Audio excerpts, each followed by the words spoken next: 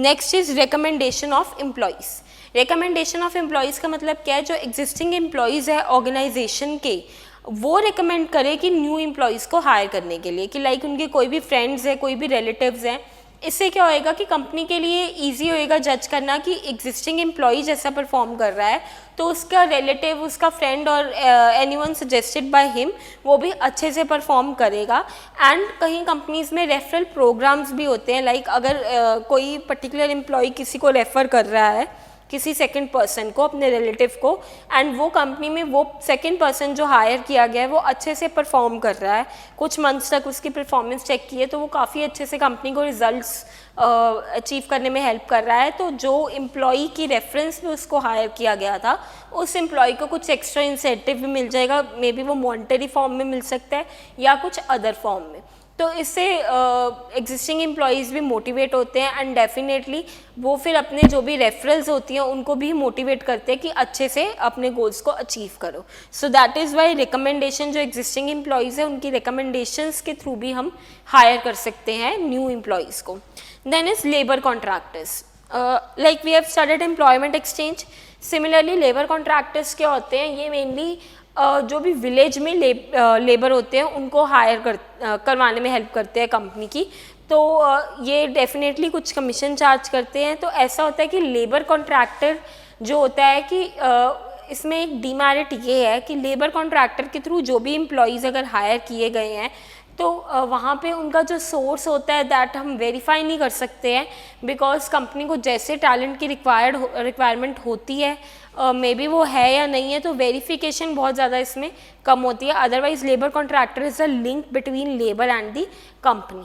So mainly जो like unskilled हमें labour चाहिए या मतलब कि हमें जल्दी चाहिए एंड चीप वे में चाहिए, तो उस केस में हम लेबर कॉन्ट्रैक्टर्स जो हैं उनको हायर करते हैं। कि जो भी हमें unskilled like daily veg earners चाहिए तो उनके लिए हम मेनली ये सोर्स को चेक करते हैं। Then next is casual callers. Casual callers mainly क्या होता है कि लाइक फर्स्टली किसी ने अप्लाई किया कंपनी में, एट दैट टाइम हमें वो पर्सन सूटेबल नहीं लगा उस पर्टिकुलर जॉब के लिए। लाइक ही इज़ कोई पर्सन है, किसी ने लाइक MBA की है फाइनेंस में एंड हमारी ऑर्गेनाइजेशन में पोजीशन रिक्वायरमेंट थी मार्केटिंग की।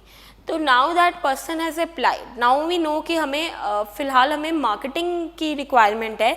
तो कंपनीज़ क्या करती हैं, उन पर्सनस के नेम्स नोट कर लेते हैं कि जिनके लिए अभी वेकेंट पोजीशन नहीं है ऑर्गेनाइजेशन में और वो अभी सूटेबल नहीं है, बट बाद में मे बी वो फ्यूचर में सूटेबल हो जाए। लाइक कंपनी की रिक्वायरमेंट थी कि उनको पोस्ट ग्रेजुएट पर्सन चाहिए था, बट उस पर्टिकुलर पर्सन ने अभी ग्रेजुएशन ही की हुई है, तो ही सेइंग कि वो अभी फ्यूचर में पोस्ट ग्रेजुएशन कर लेगा।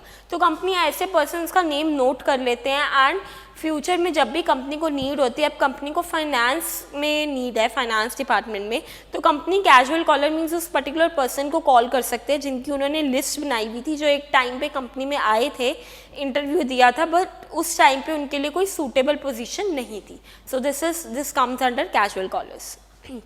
Next is web publishing. Web publishing is very common nowadays, that means internet पे जॉब्स जो होते हैं वो पब्लिश कर देती है companies, like naukri.com, then Indeed हो गया। तो ऐसे कहीं इनफैक्ट लिंक्डइन प्लेटफॉर्म है, वहाँ पे भी हम जॉब्स वगैरह जो है वो सर्च कर सकते हैं। सो वेब पब्लिशिंग में मेनली इंटरनेट पे हम अपनी जॉब्स वगैरह जो है वो जो मतलब कि कैंडिडेट्स है वो चेक कर सकते हैं एंड कंपनी के HR को कॉल कर सकते हैं एंड अपना इंटरव्यू स्केड्यूल करवा सकते हैं। Then is advertisement on television, as we have discussed earlier, advertisement in newspaper and journals. Similarly television पे हम advertisement दे देते हैं, ज़्यादा हम डिटेल्स दे सकते हैं कंपनी के बारे में। नो डाउट वो मैसेज छोटा होता है, लाइक थोड़ी टाइम पीरियड के लिए आता है टेलीविजन्स पे, but it is very effective, क्योंकि अगर वो एडवर्टिजमेंट वन डे में एटलीस्ट 2-3 टाइम्स भी रन हो रही है तो बहुत सारे पर्सनस उसको नोटिस कर लेंगे एंड उनमें से काफ़ी पर्सन्स कॉल भी करते हैं जो भी कंपनी नंबर देती है। So as per their talent company can hire them. Then is last is very important, placement agency and management consultants. Now placement agencies, they are also a link between the company and the job seekers. तो जो भी companies होती है वो अपने आप को placement agencies के थ्रू अपने जो भी कैंडिडेट्स होते हैं उनको हायर करवाते हैं।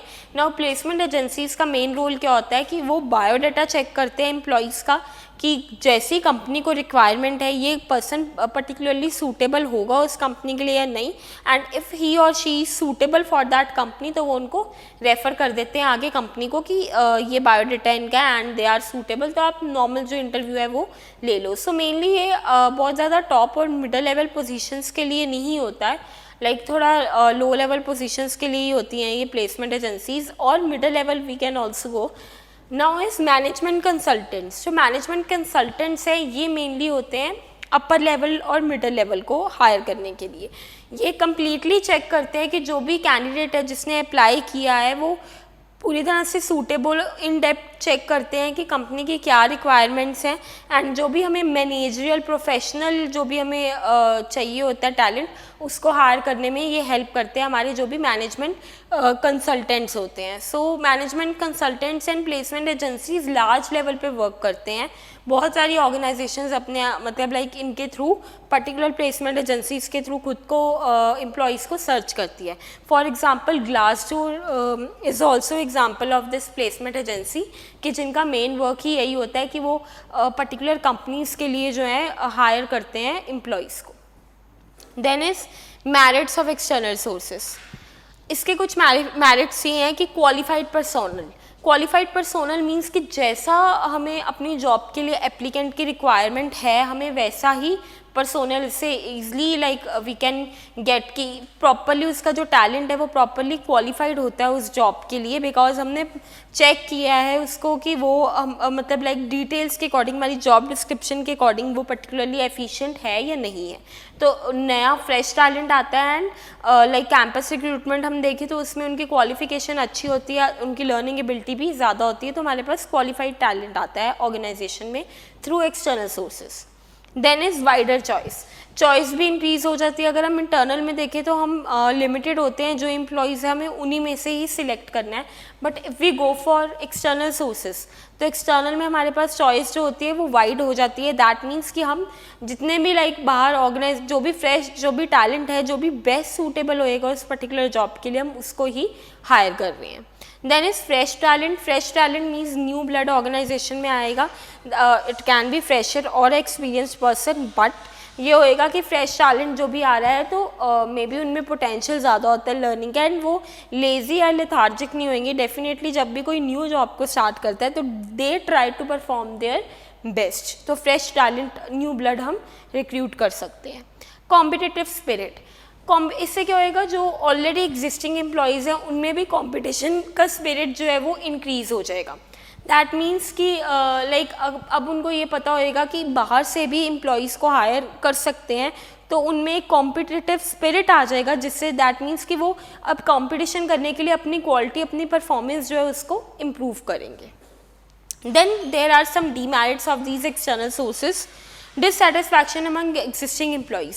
जो एग्जिस्टिंग एम्प्लॉयज़ हैं उनके अंदर अब डिससेटिस्फैक्शन आ जाएगी बिकॉज कंपनी उनको प्रमोट नहीं कर रही है, ट्रांसफ़र नहीं कर रही, but simply company outer external sources के थ्रू रिक्रूटमेंट कर रही है, सो दैट इज़ वाई वो थोड़े डिससेटिस्फाइड हो जाएंगे। Then it is lengthy process. Lengthy process means कि अगर हम एक्सटर्नल सोर्सेज के थ्रू कर रहे हैं तो वो बहुत ज़्यादा टाइम कंज्यूमिंग होता है कि पहले वेकेंट पोजीशंस के लिए इंफॉर्मेशन देना, देन चेक करना पर्टिकुलर कैंडिडेट सूटेबल है या नहीं, उनके सोर्सेज को चेक करना। So this is a lengthy process. Then it is costly. Third is it is costly process because हमारी जो कॉस्ट होती है वो भी ज़्यादा होती है कि जब हम आउटर टैलेंट को हायर कर रहे हैं तो लाइक उनको हायरिंग कॉस्ट जो होएगी, देन उनको हमें ट्रेनिंग देनी पड़ेगी प्रॉपरली फ्रॉम द बिगनिंग, तो उसमें हमारी कॉस्ट जो है वो ज़्यादा इनकर होएगी। So these were the some of the demerits of recruitment. Now next is selection. as we have discussed that there are three important concepts in this staffing. First is recruitment, then is selection, and third is training and development. So we are done with the first element, that is recruitment. Now we will do selection. Selection, as we have discussed earlier also, that selection is the process of identifying and choosing the best candidate. जो भी हमने एक pool create किया था recruitment के time पे prospective candidates का, now it's the time selection के अंडर हम उसमें से जो भी बेस्ट कैंडिडेट होता है उसको आइडेंटिफाई करते हैं एंड उसको चूज़ करते हैं। कि अब हमने इसमें सिलेक्शन में मेनली ये चेक करना होता है कि जो भी ये पूल है एम्प्लॉयज़ का, प्रोस्पेक्टिव कैंडिडेट्स का, इसमें से बेस्ट हमें कौन सा पर्सन जो है बिल्कुल सूटेबल होएगा जो हमारी जॉब के लिए, हमें उसको सिलेक्ट करना होता है। तो सिलेक्शन का भी पर्टिकुलर प्रोसेस है। Firstly we begin with, managers begin with preliminary screening. Preliminary screening में मीनिंग क्या होता है? Preliminary means beforehand, screening means proper evaluation.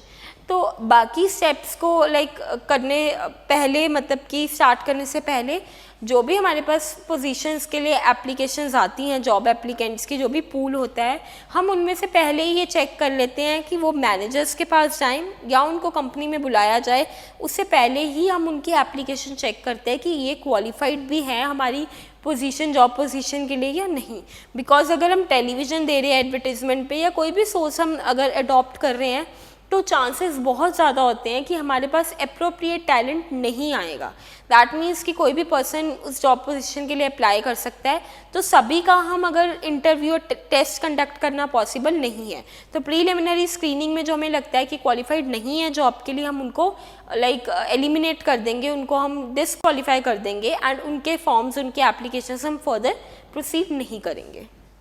Then is next is selection test.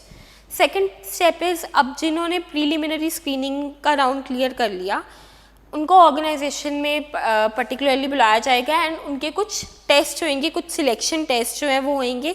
इसमें कुछ स्टैंडर्डाइज टेस्ट होते हैं, कुछ स्टैंडर्ड्स हमने सेट किए होते हैं उनकी इंटेलिजेंस, उनकी पर्सनालिटी एंड उनके एप्टीट्यूड को चेक करने के लिए।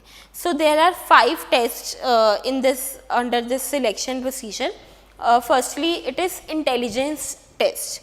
इंटेलिजेंस टेस्ट में मेनली क्या चेक करना होता है कि वो पर्सन का लेवल ऑफ आईक्यू लेवल क्या है, इंटेलिजेंट क्वेश्चन कितना है उसके अंदर, एंड उसकी judgement, decision making, thinking ability कैसी है कि वो डिसीजंस प्रॉपरली ले रहा है या नहीं, जजमेंट प्रॉपरली कर रहा है या नहीं।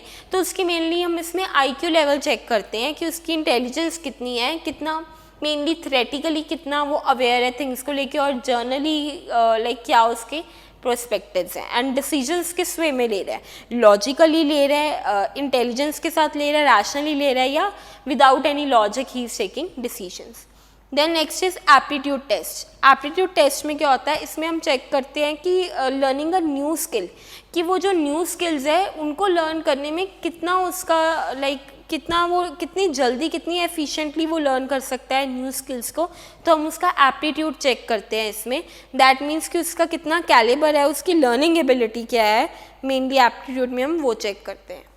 देन इज़ एप्टीट्यूड टेस्ट में इफ़ इट टेक एग्जाम्पल, तो सपोज़ अगर हमें किसी टीचर को ही हायर करना है, स्कूल में वैकेंसी है, तो इसमें हम उनका एप्टीट्यूड टेस्ट कैसे चेक कर सकते हैं कि फ्यूचर में अब टैक्सेशन, हमें टैक्स का टीचर हायर करना है तो टैक्सेशन पॉलिसीज़ जो है वो चेंज हो रही हैं।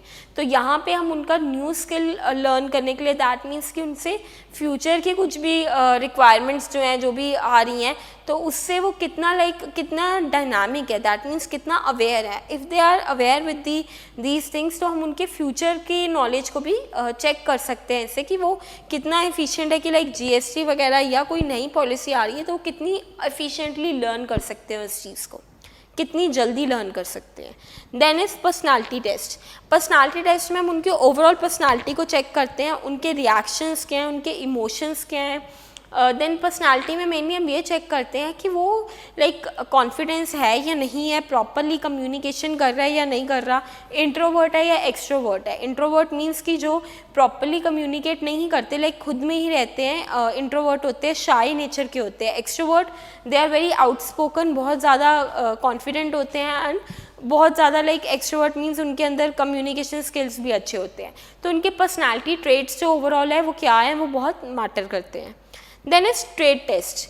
ट्रेड टेस्ट में हम उनकी करंट जॉब को लेके उनके क्या स्किल्स हैं एंड वो अपनी करंट जॉब कैसे परफॉर्म कर रहे हैं ये चेक करते हैं।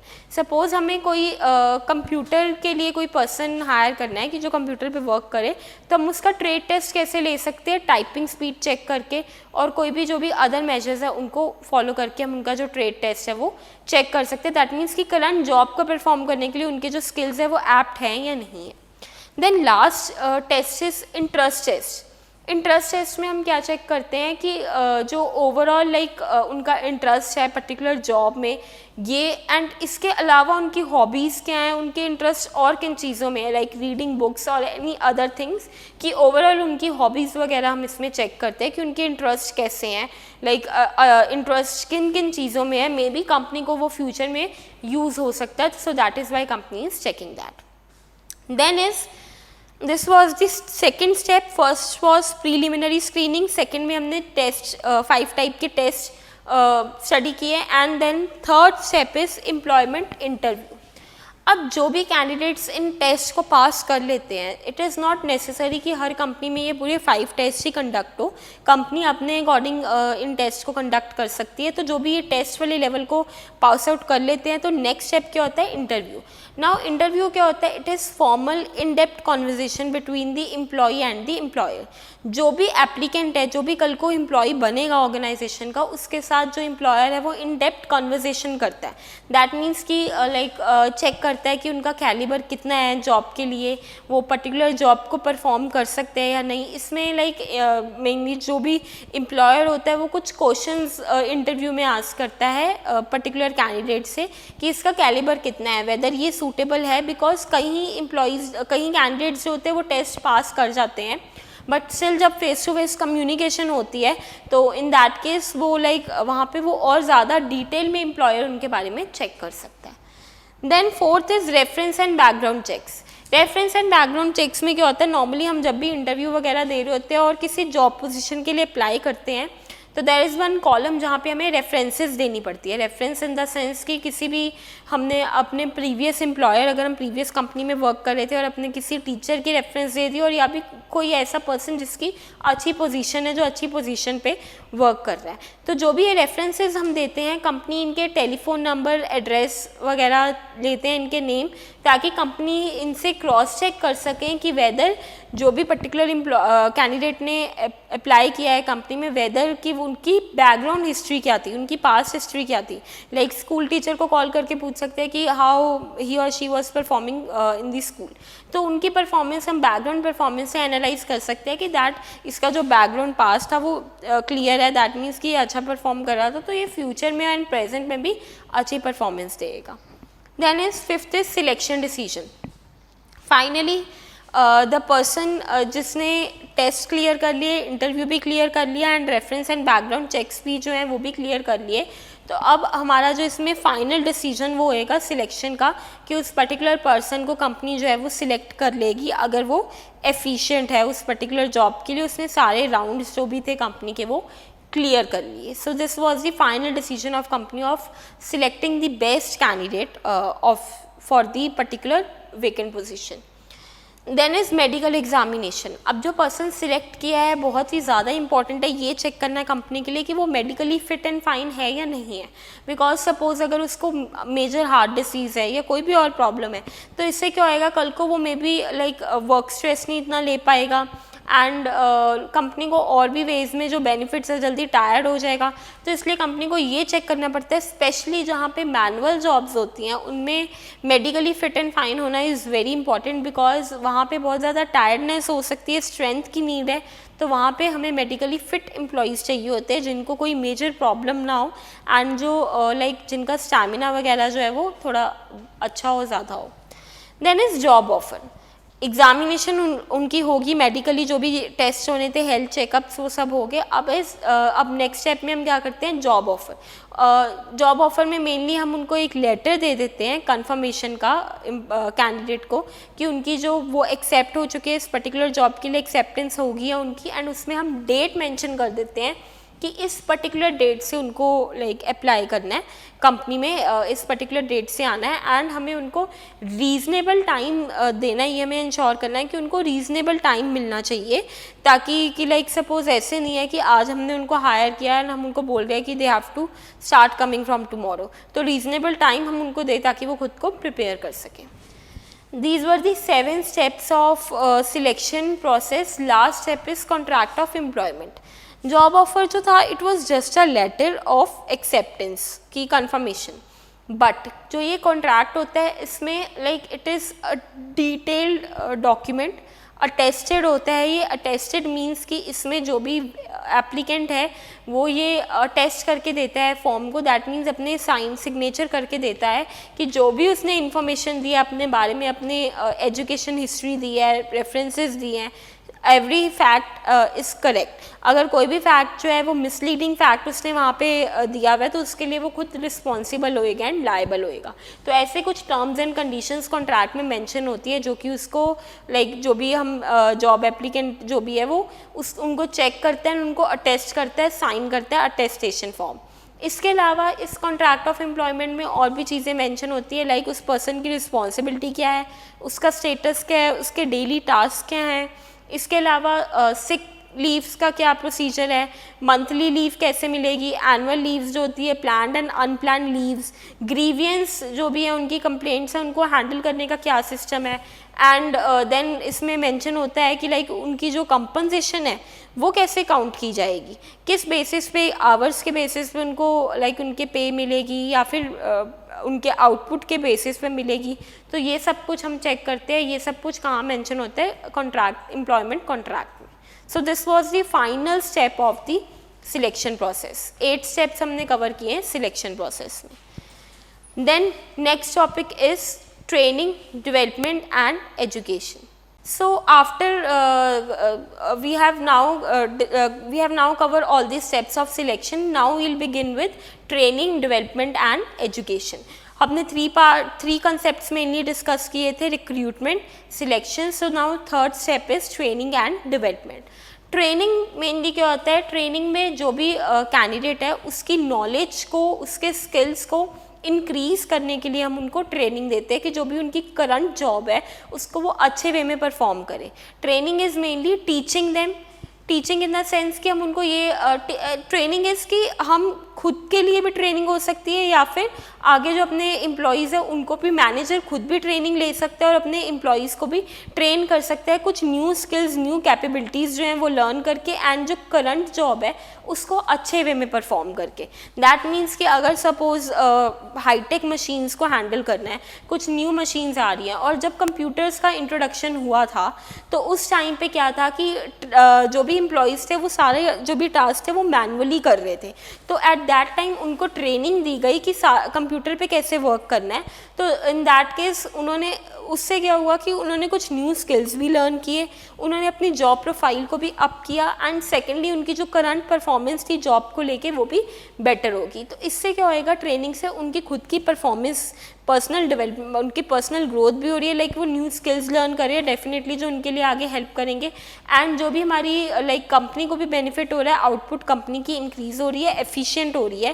एंड इसके साथ क्या होएगा, सेकेंडली की लाइक कोई भी फ्यूचर पोजीशंस हैं उनके लिए भी हम उनको ट्रेन कर रहे हैं, and accidents like machinery breakdown, इन सब के जो चांसेस है वो इस केस में कम हो जाएंगे, बिकॉज अगर वो प्रॉपरली ट्रेंड होंगे तो एक्सीडेंट्स होने के चांसेस जो है मशीन्स को लेके या कुछ भी, वो भी रिस्क वगैरह जो है वो भी कम हो जाएगा। This was all about training. Then is development, इनको हम डिटेल में डिस्कस करेंगे, इनका डिफरेंस भी हम करेंगे लेटर ऑन। जो ट्रेनिंग होता है that is for short period and for a particular job. So now we'll cover development. Development is not a for a particular job और किसी पर्टिकुलर स्किल के लिए नहीं होता है। ट्रेनिंग मेनली तब देते हैं जब रिक्वायरमेंट होती है, but development is a ongoing continuous process. जो भी हमारे वर्कर्स हैं, मैनेजर्स हैं, उनकी नॉलेज, उनकी लर्निंग जो एबिलिटी है वो ग्रो करे, उनकी उनकी पर्सनल ग्रोथ हो, तो ये हम डेवलपमेंट में इंश्योर करते हैं कि वो कॉन्टीन्यूसली लर्न कर रहे हैं। तो development is not for a fixed period, ये ऑनगोइंग प्रोसेस है और ये किसी पर्टिकुलर जॉब के लिए नहीं है, ये इंडिविजुअल की ओवरऑल ग्रोथ, उनकी पर्सनालिटी को डेवलप करने के लिए है।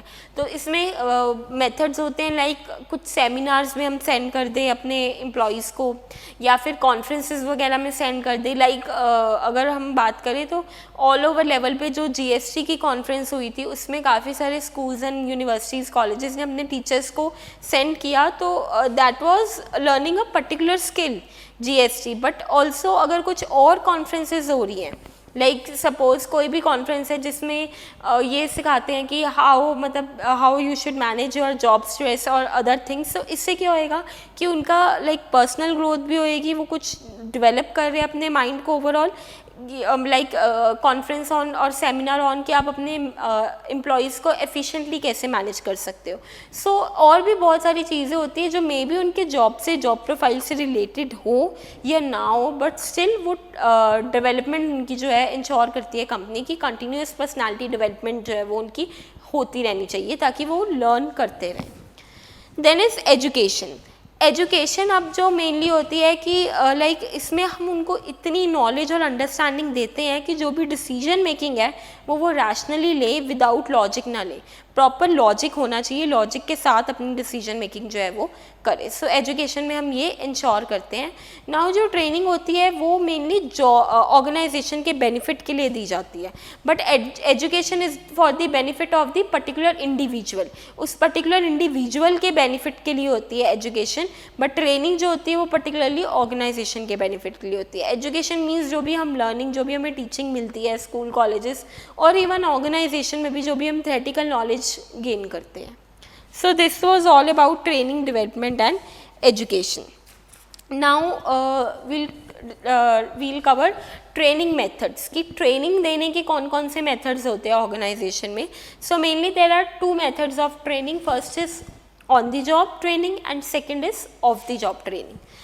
ऑन द जॉब ट्रेनिंग में क्या होता है कि जो वर्क प्लेस है वहीं पे ही हम उनको ट्रेनिंग दे रहे हैं, कहीं और वर्क प्लेस से दूर लेके जाके ट्रेनिंग नहीं दे रहे हैं, जहाँ पे वर्कर्स एम्प्लॉयज़ वर्क कर रहे हैं साइड बाय साइड उनके डेली टास्क के साथ हम उनको ट्रेनिंग भी दे रहे हैं उसी सेम वर्क प्लेस पे। सो इसमें टाइप्स आती है, सबसे पहले apprenticeship program. So as we were discussing about apprenticeship program, तो इसमें हम उसको एक पर्टिकुलर मास्टर, उसकी गाइडेंस के अंडर हम प्लेस कर देते हैं, सो दैट कि वो जो पर्सन पर्टिकुलरली ट्रेंड है उस फील्ड में, एक मास्टर के अंडर उसको हम डाल देते हैं कि उससे गाइडेंस ले। पर मेनली ये 2 to 5 ईयर्स के लिए ये प्रोग्राम हम कंडक्ट करते हैं। एंड इसमें जो उनकी जो भी वर्कर वर्क कर रहा है एक पर्टिकुलर मास्टर के अंडर, तो उनकी जो सैलरी है दैट इज़ नॉट कि इतनी नहीं होएगी कि जितनी एक ट्रेन पर्सन की होती है जो फुली बेसिस पे वर्क करता है, but definitely they will get something. तो ये हाईटेक जॉब्स जो भी हमारी होती है मेनली उनके लिए हम अप्रेंटाइनशिप प्रोग्राम को यूज़ करते हैं as a training method. Like plumber की जॉब होगी या फिर इलेक्ट्रीशियन की या कोई भी ऐसी टेक्निकल जॉब्स होती है, उस केस में वील प्रेफर कि हम उसको एक मास्टर के अंडर, इंडिविजुअल को एक मास्टर के अंडर प्लेस कर दें कि ताकि वो जल्दी अच्छे से प्रॉपरली इन डेप्थ नॉलेज ले जो भी उस फील्ड में एक मास्टर है। Then next form is internship training. Internship में मेनली क्या होता है कि जो भी स्कूल्स एंड ऑर्गेनाइजेशंस होती हैं, जो भी स्कूल्स यूनिवर्सिटीज़ होती हैं, उनका टाई अप होता है ऑर्गेनाइजेशंस के साथ। इससे क्या होता है कि student side by side theoretical knowledge ले रहे हैं and they are also working as a intern in a particular company की, इससे ताकि उनकी प्रैक्टिकल नॉलेज जो है प्रैक्टिकली भी जो वो लर्न कर रहे हैं थ्योरेटिकली उसको अप्लाई कर सके। फॉर एग्जांपल अगर हम डॉक्टर्स की एग्जांपल लें, दैट इज़ वेरी कॉमन, तो इस केस में अगर हम CMC की बात करें तो साइड बाय साइड जो वहाँ पे स्टूडेंट्स हैं वो अपने लेक्चर्स भी अटेंड करते हैं and they are also working as a intern, कि प्रैक्टिकली उन जो भी उन्होंने लर्न किया है लेक्चर्स में उसको अप्लाई भी करते हैं। तो इंटर्नशिप में मेनली क्या होता है कि थ्योरेटिकल नॉलेज के साथ साथ अपनी स्टडीज़ के साथ साथ एज अ इंटर्न वर्क कर रहे हो ऑर्गेनाइजेशन में, सो दैट आपकी ट्रेनिंग भी साथ साथ हो रही है and you can also hired as a permanent employees in that organisation जहाँ पे आप इंटर्नशिप कर रहे हो, और आपकी चॉइस है आप वहाँ पे लीव अपनी इंटर्नशिप कंप्लीट करके आप और कंपनी में भी जॉब्स अप्लाई करने के लिए you can go. Then is third type is on the job methods में आता है training type, that is induction training. Induction training is not for all the employees in the organization, it is mainly for the new employees. जो भी new employees आ रहे हैं organization में उनकी training करते हैं ताकि वो familiarize हो जाएं अपनी job और अपनी organization के साथ कि क्या organization के like policies हैं, क्या क्या organization में होता है. तो induction training किसी भी form में हो सकती है. It can be like through group discussions, through written information और थ्रू ऑडियो विजुअल्स कि जो भी न्यू एम्प्लॉई आ रहा है उनको रिटर्न कुछ हम कम्युनिकेशन कर रहे हैं रिटर्न फॉर्म में, या फिर हम ओरली उनके साथ ग्रुप्स में डिस्कस कर रहे हैं कि ये आपके सीनियर, ये आपके सुपीरियर हैं, ये आपके सबॉर्डिनेट हैं. और we are using audio visual aids के हम वाइट बोर्ड पे प्रेजेंटेशंस शो कर रहे हैं उनको कि कंपनी में ये लाइक सिक लीव्स का प्रोसीजर है, ये डिपार्टमेंट्स हैं, इतनी देर का रेस्ट मिलेगा एंड ऑल जो भी कंपनी की पॉलिसीज़ हैं. तो मेनली ये हम इंडक्शन ट्रेनिंग क्यों कंडक्ट करते हैं, जो भी न्यू एम्प्लॉयज़ हैं उनको वेलकम करने के लिए एंड उनको कंपनी से इंट्रोड्यूस करवाने के लिए ताकि वो कंपनी में जल्दी सेटल हो जाए एंड जो उनकी परफॉर्मेंस है वो बूस्ट हो जाए, वो अच्छे से परफॉर्म करें एंड इम्प्रूव करें. Then is after this on the job methods are over now. Next is off the job methods. Off the job training methods में mainly क्या होएगा, ऑफ द जॉब मीन्स कि वर्क प्लेस जो है वहाँ पे हम उनको ट्रेनिंग नहीं दे रहे हैं. जो भी एम्प्लॉयज़ हैं उनको सेपरेट प्लेस पे ट्रेनिंग दे रहे हैं. सेपरेट प्लेस की लाइक कोई भी प्लेस जो कंपनी ने डिसाइड किया, बट एक्चुअली जहाँ पे जो वो रियल इन्वायरमेंट है, जो वर्किंग इन्वायरमेंट है, वहाँ पे हम उनको ट्रेनिंग नहीं दे रहे हैं. We are training them on any other place outside the organization. So इसमें फर्स्टली आता है वेस्टिब्यूल ट्रेनिंग. वेस्टिब्यूल ट्रेनिंग में मेनली क्या होता है कि लाइक ये केस तब होता है कि जहाँ पे बहुत ज़्यादा हाईटेक मशीनरीज़ की इन्वॉल्वमेंट होती है, वहाँ पे सेफ़ नहीं होता है कि हम ट्रेनिंग ऑर्गेनाइजेशन के अंडर ही दें रियल इक्विपमेंट्स के साथ, बिकॉज इससे क्या होएगा कि एक्सीडेंट होने के चांसेस बहुत ज़्यादा हैं. एंड सेकेंडली जो कि नॉर्मल एम्प्लॉयज़ हैं उनका डेली रूटीन वर्क जो है वो हैम्पर हो जाएगा अगर हम उनको न्यू एम्प्लॉयज़ को हम ट्रेनिंग दे रहे हैं. सो दैट इज़ वाई हम एक ऐसी प्लेस डिसाइड करती है कंपनी जहाँ पे बिल्कुल एक्चुअल वर्किंग इन्वायरमेंट्स जो होती है वैसी ही वर्किंग इन्वायरमेंट्स क्रिएट कर देते हैं, रियल वर्किंग इन्वायरमेंट जैसी. एंड उनको मशीनरीज़ वगैरह जो भी इक्विपमेंट्स वगैरह है वो वहाँ पे प्रोवाइड कर दी जाती है एंड उनकी वहाँ पे ट्रेनिंग होती है. जब वो प्रॉपरली ट्रेन हो जाते हैं उन मशीनरीज़ के साथ तो they can join the work place, they can join the organisation and begin with their work. So vestibule training की कुछ मेरिट्स ये होते हैं कि इससे वर्क जो डेली वर्क है वो हैम्पर नहीं होता है. दैट मीन्स जो डेली वर्क है वो प्रॉपरली एम्प्लॉयज़ का चल सकता है एंड एक्सीडेंट होने के चांसेस कम है. बट इसके कुछ डीमेरिट्स ये हैं कि इससे क्या होएगा, ये बहुत ज़्यादा कॉस्टली है कंपनी के लिए क्योंकि उनको अलग से इक्विपमेंट्स जो हैं वो अरेंज करनी पड़ रही हैं. सो दैट इज़ वाई कि मशीन इक्विपमेंट्स अलग से अरेंज हो रही हैं, तो इससे ये उनके लिए कॉस्टली प्रूव हो सकता है. So this was the demerit. Then is next method is classroom lectures और कॉन्फ्रेंस. कि जो भी क्लासरूम वगैरह लाइक कहीं पे भी कंपनी ने डिसाइड किया हुआ है कि वर्क प्लेस से अवे जाके उनके लिए प्रॉपर क्लासरूम्स होंगी जहाँ पे कॉन्फ्रेंसेस वगैरह होंगी, ग्रुप डिस्कशंस वगैरह होंगे कि जिससे उनकी ट्रेनिंग लाइक होएगी, उनको कॉन्फ्रेंस के थ्रू समझाया जाएगा. बिकॉज जो मैनुअल जॉब्स होती है वहाँ पे ट्रेनिंग होती है फिज़िकल ट्रेनिंग, बट जो ऐसी जॉब्स होती हैं लाइक टीचिंग की और अदर जॉब्स, तो इन दैट केस वहाँ पे कॉन्फ्रेंसेस वगैरह होती है जिनसे उनको ट्रेन किया जाता है कि फ्यूचर में या फिर कोई भी न्यू स्किल है उसको उनको कैसे एक्वायर करना है. तो क्लासरूम टीचिंग लाइक उनको बोर्ड पे टीच कर दिया कि क्या क्या, जहाँ पे मतलब ट्रेनिंग इतनी प्रैक्टिकल नहीं होती है, थोड़ी थ्योरेटिकल मैनर में होती है, तो वहाँ पे हम मेनली इसको यूज़ करते हैं. Then third method is films में मेनली क्या होता है कि कॉन्फ्रेंसेस एंड क्लासरूम्स में we use board and all. Film में हम proper presentations and stories use करते हैं जिससे उनको अच्छे से लाइक हम शो कर सके कि कैसे विजुअली हम उनको दिखा सके कि कैसे वर्क को उनको करना है, कैसे हम उनको लाइक ये ट्रेनिंग से वो वर्क को आगे चल के परफॉर्म करेंगे.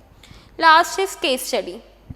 केस स्टडीज़ में मेनली क्या होता है कि हम जो भी हमारे ट्रेनीज़ हैं उनके साथ कुछ केस स्टडीज़ डिस्कस करते हैं case studies real life problems जो होती हैं उनको हम डिस्कस करते हैं कि पर्टिकुलरली जो भी बिजनेसेस थे या जो भी पर्सन्स थे उन्होंने जब ये प्रॉब्लम को फेस किया तो उन्होंने इनको कैसे डील किया। केस स्टडी मीन्स कि उनकी जो भी केसेस थे, रियल केसेस थे, उनकी हम इन डेप्थ स्टडी करते हैं कि व्हाट वर दी प्रॉब्लम्स, क्या कॉजेज़ थे एंड कैसे उनका उन्होंने जो भी ऑल्टरनेट्स थे उनको डिस्कवर किया एंड कौन सा बेस्ट ऑल्टरनेट उन्होंने चूज़ किया। इससे क्या होता है, ट्रेनीज़ को हेल्प मिलती है कि फ्यूचर में उनको भी जब ऐसी प्रॉब्लम आएगी तो कैसे उनको डिसीजन लेना, उनकी डिसीजन मेकिंग एबिलिटी जो होती है वो इससे इम्प्रूव हो जाती है with this method of training. So this was all about on the job and off the job methods of training. Now next we'll cover benefits of training to the organization. Organisation को training का क्या benefit होता है? सबसे पहले there is systematic learning. So जो भी vestiges वगैरह होते हैं कंपनी में वो जो होते हैं वो अवॉइड होते हैं क्योंकि उन्होंने सिस्टमैटिकली लर्न किया होता है कि कैसे स्टेप बाय स्टेप उन्होंने अपने वर्क को करना है, तो कोई भी वेस्टेजेस वगैरह होने के चांसेस रिसोर्सेज के कम होते हैं ऑर्गेनाइजेशन में। Then is it enhances productivity of the employee की प्रोडक्टिविटी बढ़ती है। प्रोडक्टिविटी मीन्स एफिशिएंसी बढ़ती है। अगर उसने प्रॉपरली लर्न किया हुआ है थिंग्स को तो वो अच्छे से परफॉर्म करेगा एंड इससे कंपनी को अपने गोल्स को अचीव करने में भी हेल्प मिलेगी।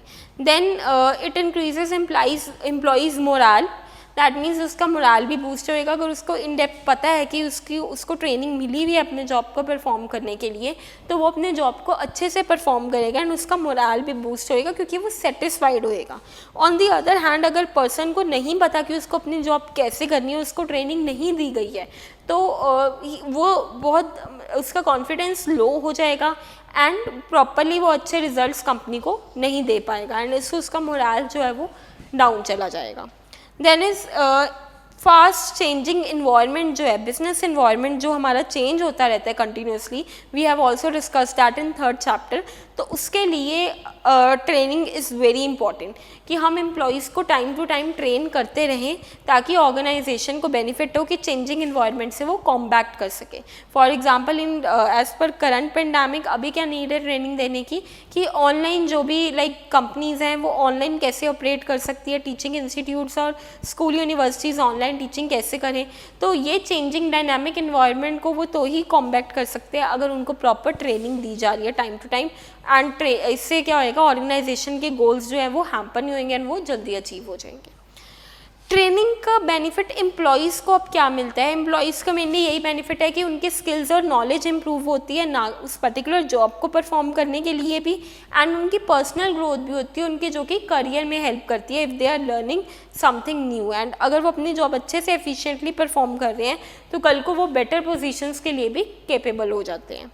Then is it also makes employees to handle the machines efficiently कि machines वगैरह को वो अच्छे से efficiently handle करें जिससे एक्सीडेंट वगैरह होने के चांसेस जो हैं वो बहुत ज़्यादा कम हो जाते हैं। तो उनकी जो भी हेल्थ एंड सेफ्टी को लेके रिस्क है इससे वो कम हो जाता है and if they are performing better, अगर वो अच्छा परफॉर्म कर रहे हैं तो वो कंपनी के प्रॉफिट ज़्यादा होंगे तो इससे वो अर्न भी ज़्यादा करेंगे, उनकी जो अर्निंग कैपेसिटी है वो भी इंक्रीज़ हो जाएगी if they are given proper training. Then is last is difference between training and development. Training और डेवलपमेंट में firstly basis we'll do,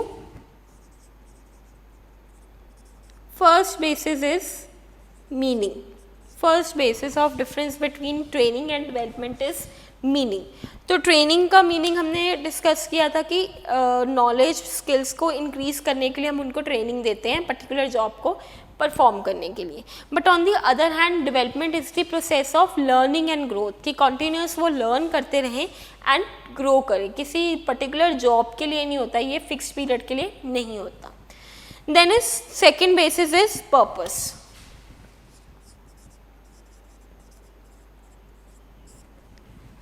purpose में मेनली हम क्या कवर करते हैं कि लाइक ट्रेनिंग का पर्पस क्या होता है कि वो जो भी ट्रेनी है वो अपनी जॉब को अच्छे से परफॉर्म कर सके। मेनली ये हमारा पर्पस होता है उसके लिए कि वो अपनी जॉब को एफिशिएंटली परफॉर्म कर सके। But in case of development purpose is overall growth of the employee कि उसकी ओवरऑल पर्सनल डेवलपमेंट हो जिससे मे बी जॉब को भी हेल्प मिलेगी बट उसको पर्सनली भी हेल्प मिलेगी अपनी जॉब को परफॉर्म करने के लिए। Then third basis is scope। Scope. Now जो ट्रेनिंग है that is just a part of development, overall development के अंदर ट्रेनिंग आती है, but development has a broader scope, मतलब डेवलपमेंट ट्रेनिंग से ज़्यादा वाइडर है, उसका स्कोप जो है वो ज़्यादा है। Then is next is orientation, fourth basis is orientation. Fourth basis of difference is orientation. जो ट्रेनिंग है that is job oriented, particularly job के लिए as we have discussed, but development is career oriented. Career oriented means कि उसका जो भी particular person employee है, worker है, उसका हम पर्सनली उसको ग्रो कर रहे हैं, डेवलप कर रहे हैं। सो इससे क्या होएगा कि वो करियर, मतलब अपना करियर एफिशिएंट बन जाएगा, उसकी करियर प्लानिंग होएगी एंड फ्यूचर में चल के वो अच्छा कर सकेगा अपने करियर और अपनी जो भी उसकी जॉब परफॉर्मेंस है या अपनी ऑर्गेनाइजेशन में। Then is next is personal trained or developed. Fifth basis of difference is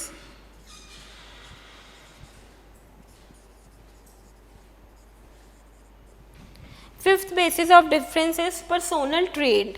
किस टाइप का पर्सोनल ट्रेन करते हैं? जो कि ट्रेनिंग होता है उसमें हम मेनली जो नॉन मैनेजरियल पर्सोनल होते हैं उनको ट्रेन करते हैं, कि जो इतने हायर पोजीशंस पे लाइक नहीं होते। बट डेवलपमेंट में हमारा मेन मैनेजरियल पर्सोनल जो कि हायर पोजीशंस पे वर्क कर रहे हैं एंड एफिशिएंटली वर्क कर रहे हैं अपनी करंट जॉब पोजीशन को लेके, बट उनकी कंटिन्यूस जो लर्निंग एबिलिटी है वो जो है वो इम्प्रूव होती रहे, तो इसके लिए हम उनको डेवलप करते हैं। Then is next difference is time perspective. जो ट्रेनिंग होती है टाइम पर्सपेक्टिव के अकॉर्डिंग हम देखें, training is for short period but development is for long period. Continuous process होता है जो कि ये चलता रहता है। Then is methods used. Seventh basis of difference is methods used. Training में एज वी हैव स्टडीड की वेस्टिब्यूल ट्रेनिंग, अप्रेंटाइनशिप ट्रेनिंग, जिससे हम मेनली जो मैनुअल जॉब्स होती हैं उनके लिए उनको ट्रेनिंग देते हैं, हाईटेक जॉब्स होती हैं। But in case of development कौन से मेथड्स यूज़ करते हैं? Mainly lectures, conferences, case studies, जो कि सीनियर लेवल पोजीशंस को हम डेवलप करने के लिए करते हैं, classroom teachings, case studies and conferences. Then last basis is duration.